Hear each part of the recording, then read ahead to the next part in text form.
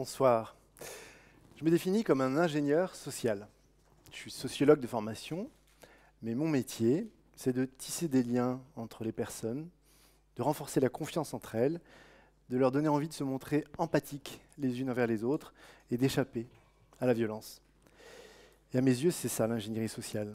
Je pratique cette ingénierie sociale dans les écoles, dans les quartiers, dans les immeubles, dans les abribus, dans les entreprises, dans les administrations, parfois dans les maisons de retraite. Et je travaille généralement sur des contextes sociaux où on ne comprend pas ou plus ce qu'on fait ensemble. Et où parfois on en vient à ne plus se supporter. Les sources de tension peuvent être diverses. On ne sait pas à quel jeu jouer ensemble. On ne s'est pas vraiment entendu sur les règles du jeu auxquelles on jouerait. On ne joue pas le jeu, mais on ne veut pas le dire. On joue le jeu, mais il nous manque un arbitre pour nous départager. Pour mener à bien mes missions, je recours sans cesse à cette métaphore du jeu parce qu'elle marche. J'envisage tous les contextes sociaux sur lesquels je travaille comme des territoires à civiliser et les interactions pacifiques que je cherche à y cultiver, je les vois comme des jeux parce qu'une interaction pacifique a toujours son but, son terrain, ses règles et ses arbitres. Mon travail consiste donc à trouver les jeux auxquels les personnes sont prêtes à jouer ensemble lorsqu'elles se côtoient ensemble sur un même territoire. Je ne connais pas de meilleure manière de créer de la confiance et de prévenir la violence en vue de rapprocher ces personnes. Je voudrais partager avec vous une expérience que je mène dans un contexte social qu'on peut qualifier comme étant une situation d'anomie.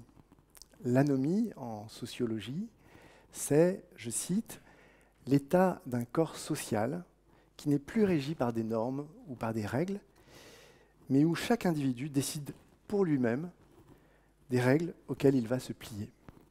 Dans une telle situation, chacun est livré à lui-même et à ses aspirations du moment. Tôt ou tard, c'est la loi du plus fort ou la loi des plus nombreux qui va régir les rapports et prévaloir.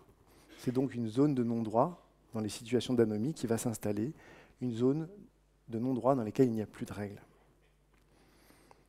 L'action se passe dans une école primaire, dans la cour de cette école, qui est elle-même située dans un quartier défavorisé de Paris, où rencontrer les parents est une chose difficile, et le plus souvent, il ne s'agit pas de rencontrer les parents, mais le parent qui a la garde, et où le malaise familial et social des enfants rejaillit sur le climat qui règne au sein de l'école. Dans cette école, la cour, au moment des récréations, offrait toujours le même spectacle au moment où j'y suis intervenu. Des enfants qui courent pour s'attraper, des enfants qui courent derrière un ballon et qui appellent ça improprement foot, et puis beaucoup de cris, beaucoup de disputes, beaucoup de bagarres, beaucoup de confrontations gratuites entre des individus et parfois des groupes. Mais aussi des enfants vulnérables qui se réfugient dans les angles morts, dans les coins aveugles de la cour pour être moins exposés aux coups, aux bousculades, aux heurts. Et pour maintenir l'ordre, des surveillants complètement dépassés par les événements, dont le rôle se limite en général à séparer ceux qui se battent, à punir ceux qui ont l'air coupables et à emmener à l'infirmerie ceux qui se sont fait mal. En un mot, des surveillants auxquels on demande d'arbitrer une situation de chaos, une situation de confusion et une situation d'anomie. Comment améliorer cela? En s'appuyant sur le désir des enfants. Et ma chance, c'est que le grand désir des enfants, c'est de pouvoir jouer à un maximum de jeux, au sens propre, à la marelle, à la corde à sauter, au cerceau, aux billes, aux cartes, à la balle aux prisonniers. Pour permettre aux enfants de satisfaire ce désir, j'ai disposé des plots. Et ces plots donc délimitent 3 types d'activités pour que dans chaque zone, les enfants puissent cohabiter pacifiquement. J'ai donc aménagé une zone sportive dans laquelle on peut courir, on peut sauter, on peut se défouler, on peut jouer à chat, au foot, etc. J'ai aménagé une zone des jeux dans laquelle on joue debout, comme par exemple la corde à sauter, l'élastique, les cerceaux. Et puis une zone calme, où l'on est assis. Cette zone, c'est la troisième zone, une zone où on est assis, où on peut se reposer, lire, discuter. Et autour des zones, un espace pour circuler d'une zone à l'autre, sans perturber le fonctionnement de chaque zone. Pour que les enfants s'approprient les zones, je leur ai demandé, aidés au départ par les enseignants, de disposer eux-mêmes les plots, de respecter la règle et d'être les gardiens de la règle, d'être les arbitres au sein de ces zones pour rappeler la règle à ceux qui l'oublieraient, d'être au fond vraiment pour eux-mêmes et pour les autres des arbitres. Dans la minute qui a suivi la mise en place de ce cadre, on a pu constater une formidable diminution du nombre d'incidents et une diversification spectaculaire du nombre de jeux joués. Donc, instantanément après la mise en place des plots, une spectaculaire augmentation du nombre de jeux joués et une réduction drastique de la violence. La zone sportive a été instantanément envisagée comme un terrain. Et les limites de la zone sont devenues les limites du terrain. De ce fait, quand la balle traverse la zone, quitte la zone, elle est considérée comme étant en touche et les autres enfants la rendent.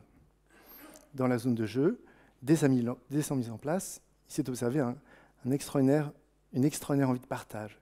Et la densité de cette zone s'est accrue à mesure que les enfants, que les enseignants et que les parents eux-mêmes se sont impliqués et ont alimenté en jouets et en accessoires les enfants.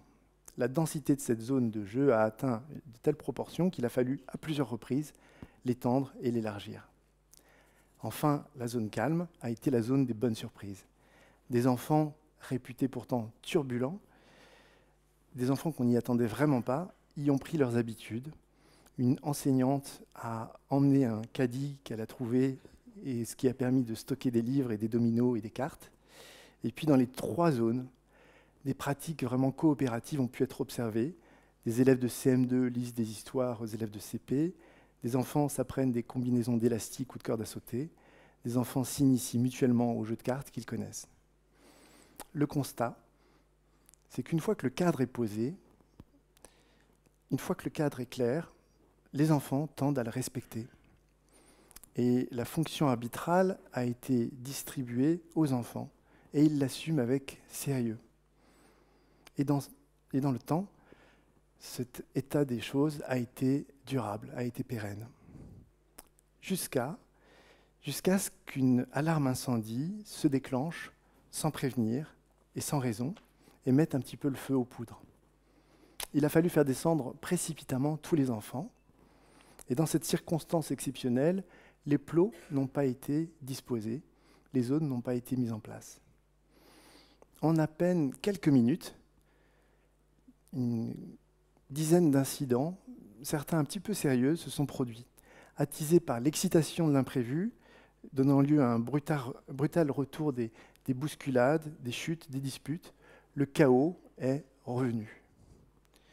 Dans l'urgence, aucune règle n'avait été spécifiée, personne ne jouait le rôle d'arbitre, il n'y avait plus de cadre, ni de garant pour tenir ce cadre.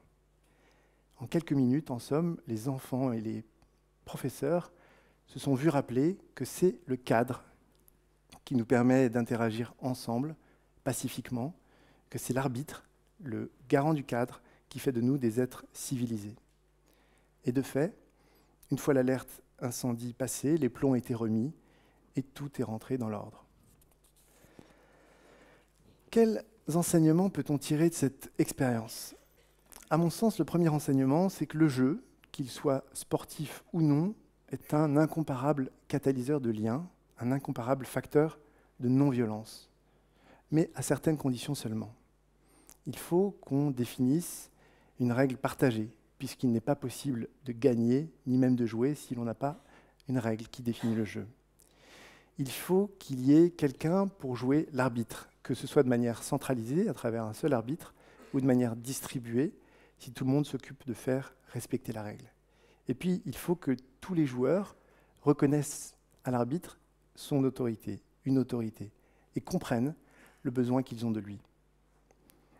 Le deuxième enseignement, c'est que le jeu est un puissant outil de développement de son potentiel.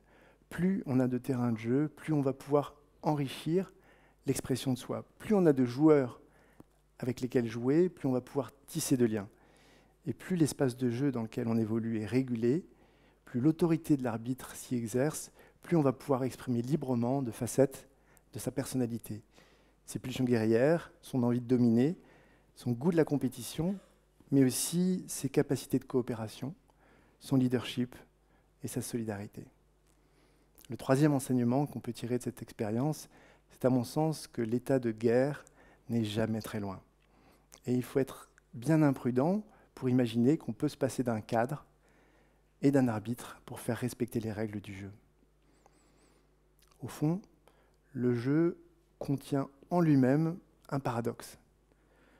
On peut dire qu'on joue pour gagner, mais que l'envie de gagner peut nous conduire à ne plus jouer le jeu.